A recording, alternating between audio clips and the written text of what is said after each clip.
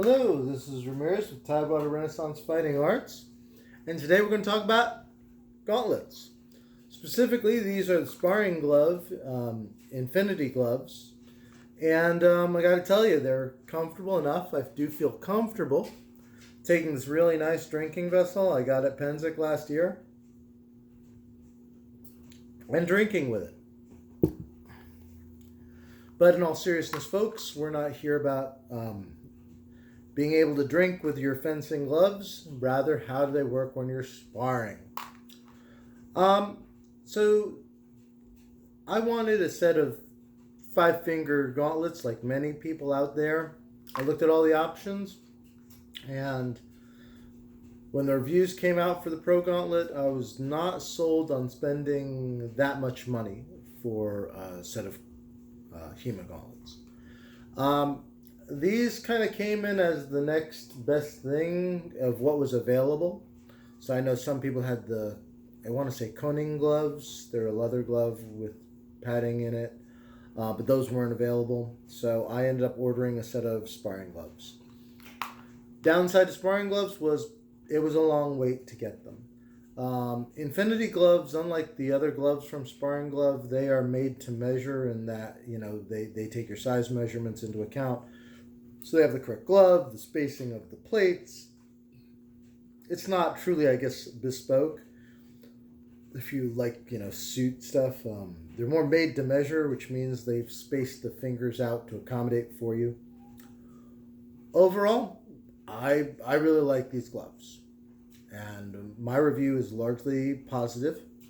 There are problems with any set of gloves, even a really nice set.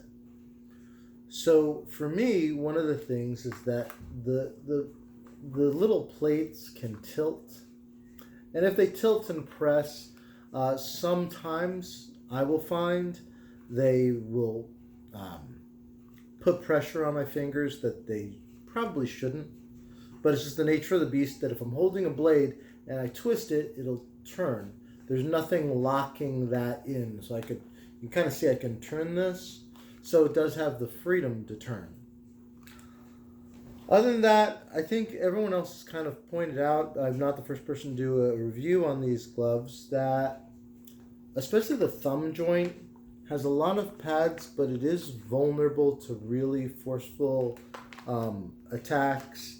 They do a very good job of protecting, but every so often, if I lift that just in the right way, you can see the gap where the padding is. So it is still possible for things to get through. If the fingers, and I'll turn it sideways, you kind of see, the index finger actually is poking ever so slightly out of the glove. And that's a problem because it does mean you can potentially get your finger hit if someone hits directly there. So I'm actually pressing on the glove, not the plate, but the actual glove. So this doesn't completely cover it. I think the goal is that oncoming strikes are great. Side strikes, or, you know, if they can get underneath there, not so much. One other thing that I find is sometimes when I'm holding my sword is that this knuckle plate, and you can see it's pretty scratched up, will get caught on top of the guard, the cross guard. So because there's space, you can kind of see that space, that gap between the finger, it'll actually get caught on top. So I need to make sure to hold it lower so that that doesn't get on top of the guard. You'll notice that I have a modification. I'm left-handed. That may not show up in the video. This is not a part of the sparring glove. This is something I built out of leather. It's an overlay to help protect the thumb joint. Now you'll notice I don't have that on both of mine, so this one doesn't have that. But this is my bottom hand. So this is my pommel hand. This is my hilt hand. So when I'm holding a sword, it helps prevent strikes and damage to the thumb joint. One of the other instructors in my club has these with the long cuff. I have the hourglass. And she took a hit to the hand, and the thumb doesn't move right. It hasn't moved right ever since. It still largely protects, but that was one of the reasons that I built this for my glove. And I'd had these longer than Christine. You've kind of seen her in some of my other videos, had her gloves. But that little bit of protectiveness, and you can tell there definitely are some marks. This has taken some damage, and I may have to build a new one for this glove. But that has been very good about stopping shots from coming into that thumb joint and thereby damaging the stuff underneath. So it doesn't stop the hit will still happen, but it'll direct blades more towards where the plates are rather than into that fine kind of plate. There are like, I think, 3 different plates that go to help protect the thumb joint in a set of sparring gloves. If you want to build one of these for yourself, it's really not that hard. It's basically like a cone of leather with a cut down by the thumb joint, and then you just tie it together. So it's not a particularly difficult thing to build yourself. If you are interested, if people put enough likes and comments, I'll do a video showing you how to do it. But the downside to these, well, they're more expensive than Spez Heavies. I think they're like $250, $260 plus shipping. So I think these cost me around $286, $287 after shipping and stuff. Another thing, if you're in the United States, you can't order directly from Sparring Gloves. So you're going to have to go through HEMA Supplies. So you order from them, they order from Sparring Gloves, Sparring Gloves sends them, then they send it to you. It takes at least 4 months.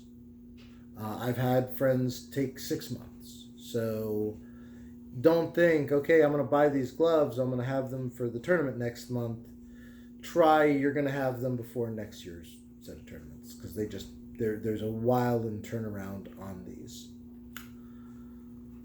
But on the other side, I love them. I mean, I've been using the Spez Heavies, and I still have them in case something goes wrong with these. But there's nothing like having that finger movement, especially if you're doing sword grappling, so you're in a bind. Having your whole hand really grab someone's arm and move it out of the way and bop them in the head, if you like doing that, you know how much fun it is. And this just makes it a lot easier. I found with Spez Heavies, trying to open your Teenage Mutant Ninja Turtle hand, because the 2 gloves are together, and trying to do that, not as easy, not as much fun. When you have the finger availability and just the ease of letting go of a blade, grabbing the other person's hand, I find that a lot easier in a 5-fingered glove than I do in a Spez Heavy. That said, Spez Heavies have improved since I first bought them. I have like Gen 1s with the very wide plates and then just padding around the side. With the new thumbs, the Spez Heavies have resolved some of the protective issues I had with them.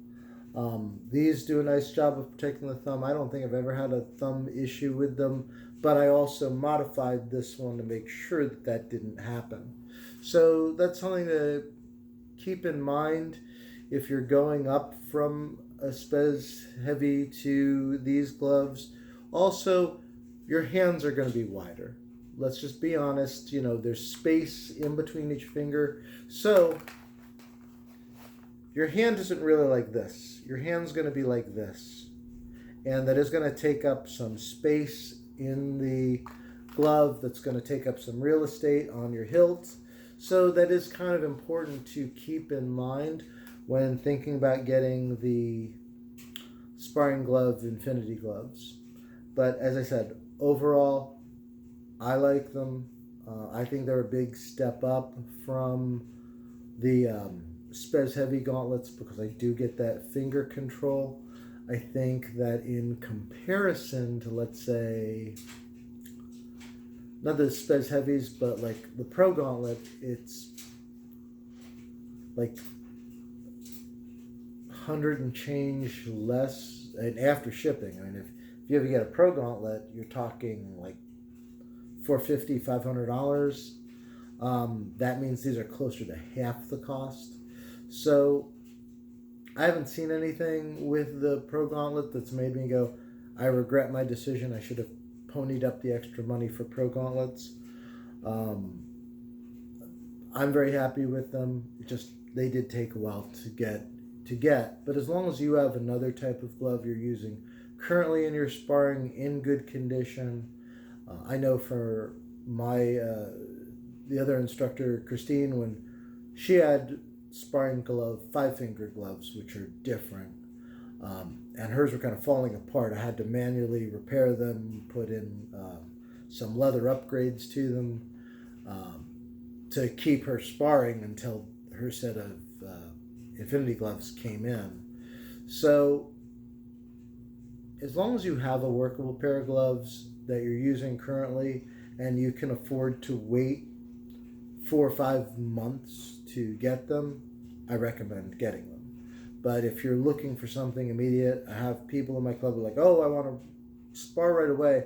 I go, go to Purple Heart, look at what Spez stuff they have in stock, because you're going to get that a lot faster than you're going to get a sparring glove. Or you can go on to HEMA Supplies and be like, okay, what sparring gloves they have in stock in your size. But as I said, they will never have a set of Infinity gloves in your size in stock, because they're only made to measure. So with that said, as I said, I do like these gloves.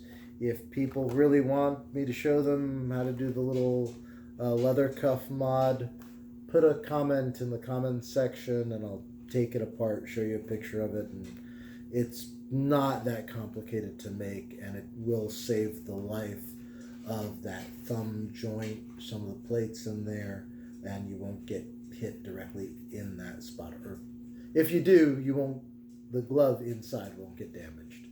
So that's my thoughts on the Infinity glove. I will leave a link, I think, to the HEMA Supplies link, because I'm in the United States. I'll leave that below. And once again, my name is Ramirez. I'm with Tidewater Renaissance Fighting Arts, and I thank you for joining me, and I'll see you in the next video.